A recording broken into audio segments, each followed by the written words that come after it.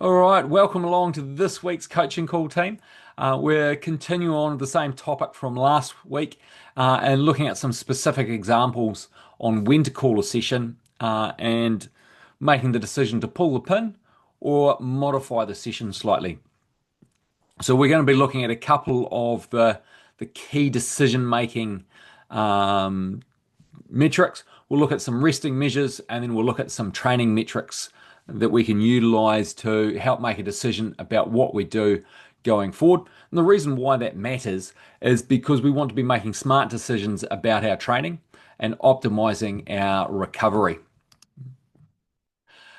Now, if we are looking at some of the resting metrics, some of the key things to look at are your resting heart rate variability, which I did a whole coaching call on a few months back, and that's available on YouTube or on the website, and also looking at your metrics from your sleep. So resting heart rate, a relatively simple one. Back in the old days, actually used to have to put our fingers on the wrist and count our pulse. Nowadays, most watches will record that data and provide it to you first thing in the morning on waking what your resting heart rate was. Now, if your resting heart rate is elevated by 5 beats per minute, consider, not necessarily make the session slightly easier, but consider it by combining that piece of information with other information that we'll talk about shortly. And if your resting heart rate is elevated by 10 beats per minute or more, consider removing the intensity or reducing the duration from the workout. Now, you don't need to remove all the intensity, you might just limit or reduce the number of reps. Looking at heart rate variability, if your heart rate is suppressed, i.e., below what its normal range is, reduce the intensity. Now, to know what your normal range is, you're going to need at least 7 days worth of data. And the picture there is of a Garmin watch showing that, and for this person, their heart rate variability is unbalanced. It's last night it was 43. The average for the last 7 days is 39, but you'll see their baseline there is between 40 and 50. So that's actually moving up. Last night it was 43. The last 7 days it's averaged 39. So it's actually moving back towards the baseline, and last night was in that baseline. So use the overall picture with making any decisions, particularly around adapting and modifying the training and reducing the intensity. Sleep metrics. If you have one poor day, poor night of sleep, monitor your training, but stick to the plan unless there's other things happening that are causing you to make to consider modifying the training plan. If you've had multiple days of restricted or limited sleep, then reducing the intensity and volume is going to be a good option to assist with recovery, as well as maybe including a nap later on that day. The less you sleep, the more your training suffers. So we want to make sure that you're optimally recovered so you can get the most out of your training. Looking at some of the training metrics, I say running pace there, but it could be running or swimming pace as well as cycling. So with running, if we're looking at an interval session, we want those intervals to be at least 2 minutes long so we can make a dedicated decision. If they're shorter reps, particularly with long recoveries, this does not apply to them. But if you miss the pace on a rep by 10%, make sure that mentally you've switched on and you fully commit to the next rest. Even with committing fully to achieving that target intensity, if you miss the second rep by 10% as well, call it quits. Start the cool down and look after yourself. Allow you that recovery. You've obviously got too much stress in the system if you can't achieve the targeted outputs. And we want to optimize things going forward. So what is too slow? Now your target pace, I've got the times there, 3:30 through to 10 minutes, and that could be 3:30 per kilometre or 10 minutes per mile. It doesn't matter whether we're talking kilometres or miles. The 10% is still going to be the same point. So have a look there in terms of what is your target times, and I'll have this available on my website after this as well. So you can have a look and say, well, my normal Target pace for threshold is 5 minutes per kilometre. If you're going slower than 5:30 for 2 reps in a row, then maybe look to cut that session at that point and start the cool down. Same story with cycling power. If the reps are at least 2 minutes long and you're missing the target by 10% for a rep, ensure that you are fully committed to the next rep and you're not just mentally switched off. Make sure you're giving it everything you've got to achieve that targeted output. If you miss 2 consecutive reps by that 10%, then it's time to call it quits and move to the cool down. Now, you can still continue the whole session. If it was a 45-minute session and you're only 20 minutes in, do another 25 minutes at level 2. Extend that cool down so you get some quality training, but not necessarily the overarching target, and the training load is going to be a lot lower and you can still recover from that lower intensity. A rule of thumb I often use is called the 15-minute rule, and I know I've mentioned this to some of you, but if you don't feel like doing a workout, start the workout. Warm up for 15 minutes. Even if the scheduled warm-up's only 10 minutes, warm up for 15 minutes and see how you feel at that 15-minute mark. If you're still feeling like rubbish, you can call it quits at that point, turn around and go home. You've probably got 15 minutes to go home unless you've just been circling the block, so you get at least 30 minutes workout. But after that 15 minutes, if you're feeling good, just continue with the workout as planned, and know that it's got you out the door and you're doing the session. So use a little bit of subjective measure. If you're feeling good, crack on with it. Any questions?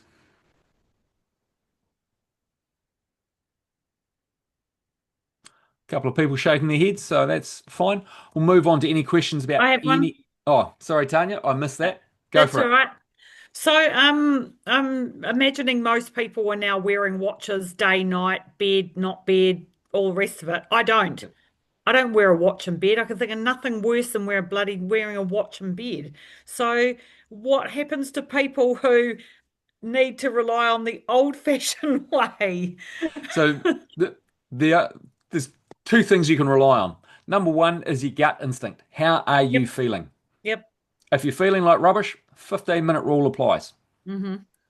And in combination with the old-fashioned way, put your fingers on your wrist, find the pulse, count it for 60 seconds, and there's your resting heart rate. Yeah, Do that before you get out of bed, and you'll start growing that picture. yeah, cool. So, Yep. and then once you're in the workout on your trainer, you've got power. So you can use that if your targeted power was 200 watts and you're struggling to achieve 180, Mm, then make sure you fully commit for the next rep. And then if you're below 180 again, then call it quits. Or 250 and not achieving 225, whatever the target is for that particular session. okay. That sounds like me in nearly every velocity session. No, I'm kidding, Ray. I'm kidding. As I was preparing the slides for this, I was like, wonder how many people are going to pull out halfway through Tuesday's Yeah, velocity session. bye. I'm kidding. But there have been times where I've encouraged people to join us for the session, and instead of doing level 4 or level 5, get them to stick at level 3, cruise through the session. Yeah, so message me as well before the session. Let me know you're feeling off for A, B, or C reason. Go for it, Stu. Yeah, I mean, so like from last week, we were talking about feeling, I don't know, the winter blues and whether it's on or off, but Yep, like mentally, nothing breaks me more than not being able to achieve. yep, And I think that's actually for a few athletes that probably aren't prepared to put their hands up for it. And it just turns us off doing velocity because it's like we're about to do all this FTP and threshold stuff, and we just physically in winter don't have the power to hit the numbers. And if you don't hit the numbers, it really screws with your brain. yep. And that's one reason why I discourage you from focusing on the velocity points. They're not the be all and end all. I know there's some of you that really enjoy the challenge, and I encourage the challenge side of it. but it it puts an emphasis where the emphasis shouldn't be. The emphasis should be on enjoying the riding, or if we're not talking velocity, the running, although there is some velocity run sessions available. You want to be enjoying the training and getting the benefit from it, and making sure you're just locked in either on or off with ones and zeros, as a few of you refer to it. It's yeah, there needs to be that adaptation occur, and you need to have that range of abilities rather than just absolutely smashing yourself senseless.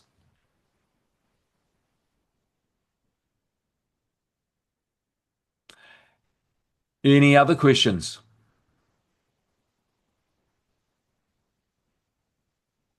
All right, we'll open the questions up to any training or racing related questions.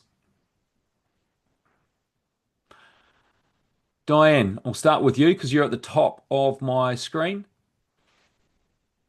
No, I haven't got anything. We had a catch up today, which was good. But Yeah. yeah, just I guess reflecting on what Stu said, sort of the winter blues sort of kick in quite nicely, and it's quite convenient for your brain not to challenge that either. So yeah, it is a bit tough sometimes in the winter.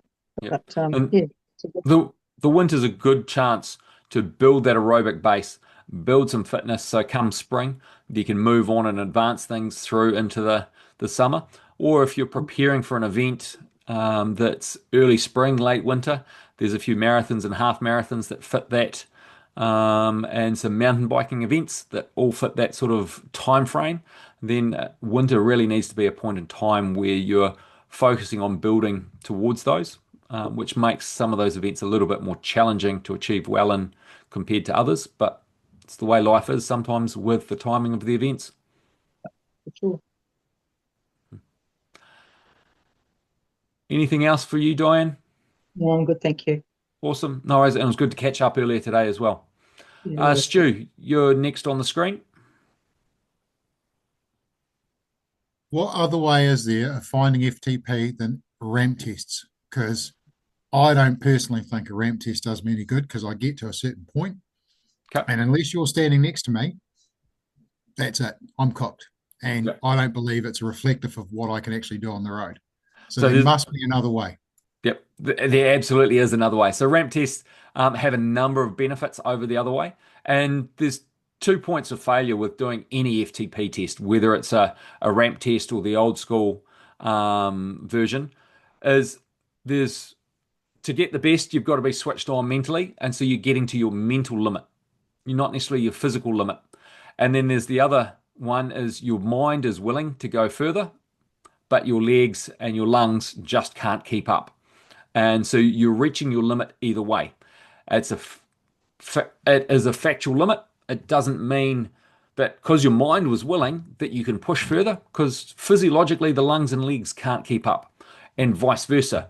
If your legs and the energy systems are more capable than what your mind is, then you're reaching your limit still, and you're not going to be exceeding that limit, whichever one it was, in any of the other sessions, because one is more um, stronger than the other. So the alternative session, it takes an hour and 11 minutes as opposed to the 20 to 30 minutes that ramp test does. And it involves some pre-fatiguing efforts, and then a 20-minute effort at threshold. Absolutely burying yourself for 20 minutes.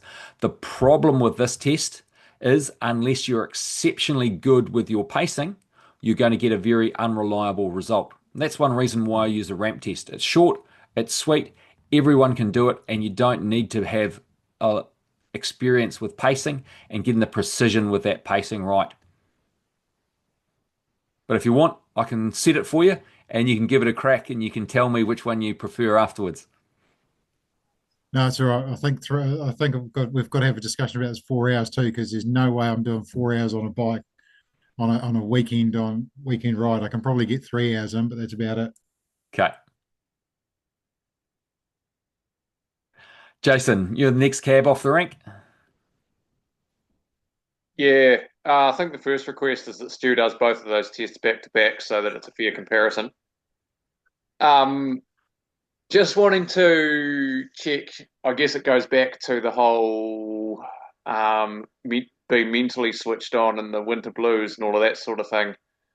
Um, for me, I've sort of struggled with quite a bit of the intensity that's come through for various reasons, be that time off the bike or energy levels and that sort of thing. How much scope is there, or what's your view on the whole something's better than nothing in terms of what's the prescribed workout versus actually just going out and kind of doing a something? Yeah, so we all, none of us professional athletes. Professional athletes, their job is to go out and train to optimize their results to ensure that they maintain their income. Our life revolves around plenty of other things more important than our training. It might be your employment, it might be your family, it might be some study. There's a range of things. It might be all three of those things that are higher up on the priority lists than your training. Training for the recreational athlete, yeah, sure. Plenty of you want to optimize and improve your performance. A number of you, it's purely about health benefits, and everyone else is a combination of health benefits and performance benefits. Time commitments are a lot more limited compared to a professional athlete where their sole job is to get out there and train.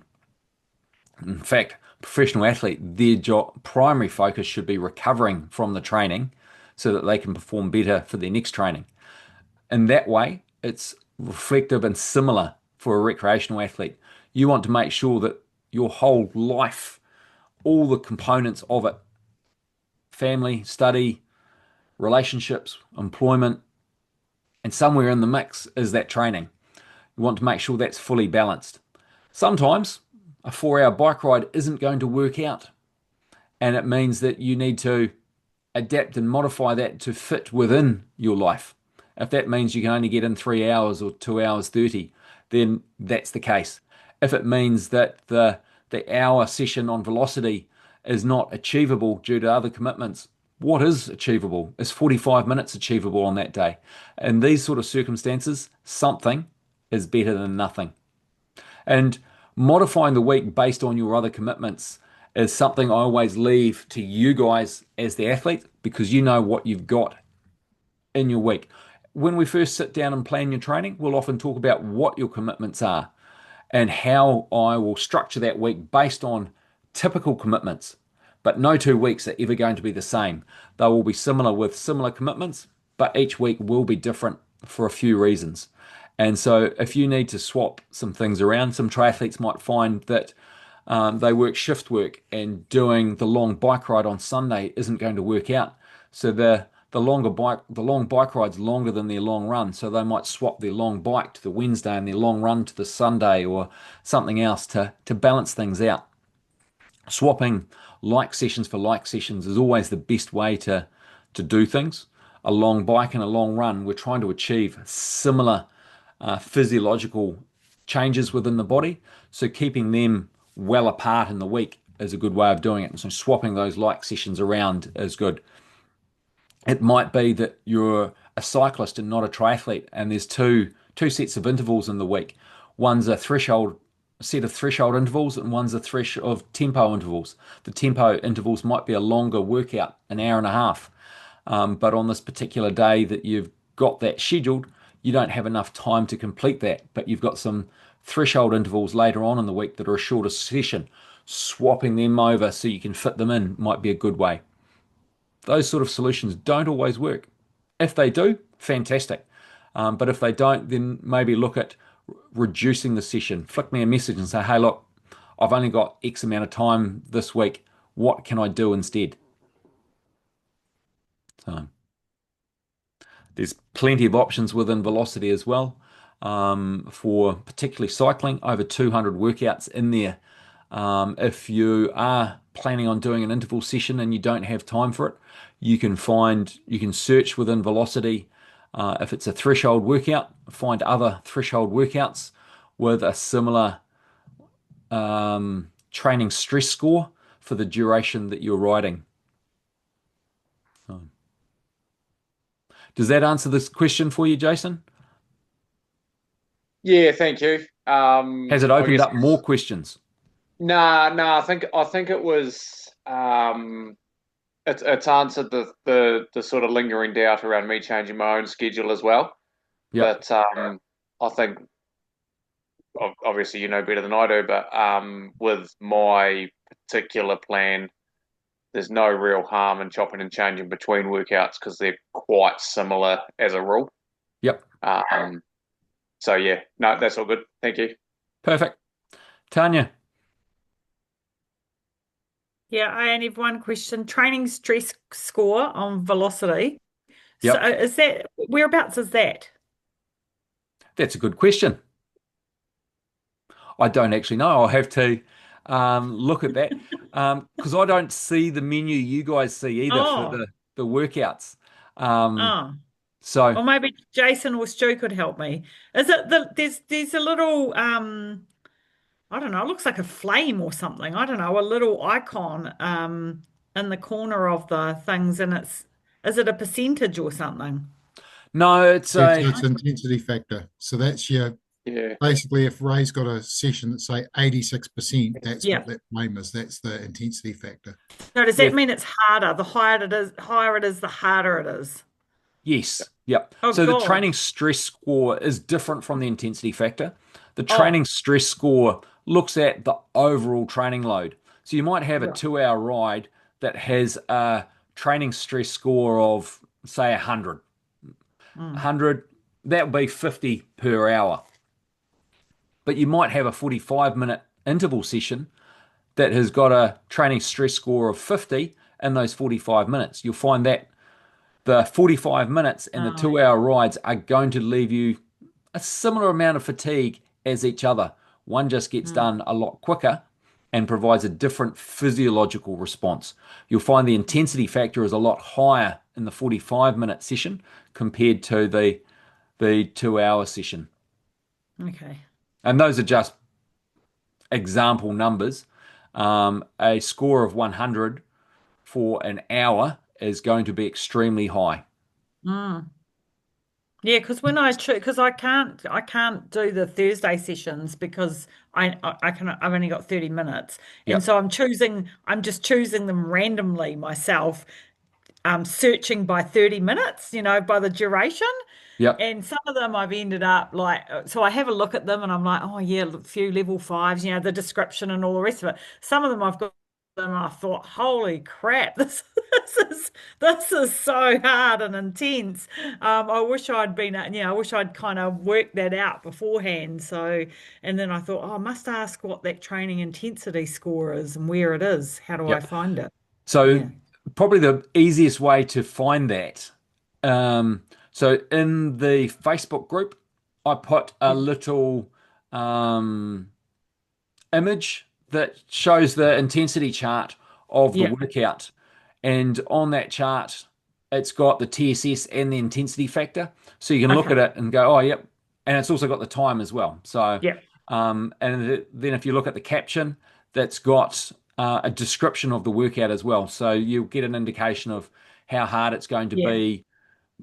There's the numbers side of it, but there's also a word picture that will describe the workout in a I like try and keep it a short, concise, one or two sentences. Some might Mhm. have gone to three or four, but I try and Yeah. keep it short and concise. Cool. All right. Thanks. Isn't that the effort score? Is that what velocity refers to it as? So you've got an intensity factor and an effort score? So training tilt have an Yeah, effort score, which is synonymous with the training stress score. Training yeah, stress score, I think, is trademarked by Training Peaks, hence the reason a similar number, not the same number, but a similar number. For a ride that's 74, a TSS of 74 in Training Peaks, it's going to be about 74 in Training Tilt for their effort score. Um, but it might be 72 or 78, or it's going to be right. a similar number. Gotcha. All right. So, Oh, to oh, give you an idea, on mm, Thursday for 1 hour, the plan was a 70 effort score with an 84 intensity factor. And this Tuesday, you're going to do 40 minutes with a 48 effort score, but an intensity factor of 85. So what Yep. does that mean? So it's a similar intensity throughout the workout, Oh, but yeah. we're not loading the body up as much in the shorter session. Right. Okay. Cool. Oh, and I have another question. Go for it. So you know how in the warm up and the velocity classes, there's no points, Yep. but in the warm down there is. Because the cool down's the most important part of the workout. I know, but they don't add to the final score. So sometimes I'm just Yes, about they to pip do. They do. But stew. you've got to shut down and get out. I'm just Once you about once to pip stew, and then I find that, there's no velocity points for the cool down. There, yes, there there is for the is. cool down Oh, is there? for Hmm. I I never it's see it something added to them. that's something I manually turn on or off for each segment of the workout. So Yeah, whenever I prepare a workout and load it into yeah, velocity, I've then got to go along and manually turn them all on. There have been yeah, times where I've forgotten to turn them all on, and I turn them all on except the warm up yeah, yeah, yeah. because I Oh, want people to oh, ease okay. into it and warm up, not be so locked into must ride at this. I'll have to Um, have another look. Yeah, no, I think it's a good idea not to do it for the warm up. But yeah, I've always thought that the cool down's got the little icon, but I never see the points get added. And to be fair, you're singling me out, and I'm not the velocity slut here. Let's just get one thing straight, right? The cool Stop down is the most pointing at me, important part. And at Stu. the end of the cool down, once you finish the event, that's when Yes. the 10 points gets added. And Oh, you bet everyone last week. So well, don't be telling me that it's all about you trying to beat me. You are a weapon on that bike at the moment. Ray, Stu just called me a slut. I believe he said you. He wasn't. I think was what he said. I might have to watch the replay. Television We're rep. all velocity sluts. All right. We'll keep it clean. This is going on YouTube. But yes, the points get added once you've completed that step of the workout. So it won't display, but it will when you go in and look at the results after. They don't get added as you work through each step. So some of the steps, the 15-second or a 10-second sprint, they'll get displayed at the end of that 10 seconds. But with a 10-minute cooldown, they get added in after the 10-minute cooldown is completed. Make sense? Perfect. Knocks Stu off the top step again this week. I won't be there so she can. All right, we'll move on to you, Gareth, down the bottom of the screen. Lucky last, unless someone else has something that's popped up. I don't have any questions this week. I'm all good. Nice, easily done. If anyone else has had any questions that have popped up, we'll quickly run through. Diane, anything from you? No, no, thank you. Sweet. You're probably wondering half of what we're talking about with the velocity points, but it's predominantly a cycling platform. I do have some treadmill workouts on there, but I know you don't run on a treadmill and you enjoy the fresh air and beautiful Waikato. Yeah, love it. Alrighty, back to Stu and his trains. Toot toot. Jason, and R is Pirates theme. Nothing further to add, Your Honour. Sweet. Tanya, and I assume there's nothing else that's popped up for you, Gareth. That we're all good. Awesome. Well, have a fantastic week, team. By now, Corin is probably starting her race. I'm not sure what Oh, the time yeah. is over there, but she was up nice and early to travel a couple of hours to the event, so she should be good to go and hopefully making the most. We'll look forward to hearing how that goes later in the week. All the best for your training this week, avoiding the winter blues, making the most of the sunshine, fresh air, moonlight, velocity, whichever way you are training this week. Ka kite anō, and I will see you all around. Thanks, See Ray. you, right? You're Thanks, Ray. welcome.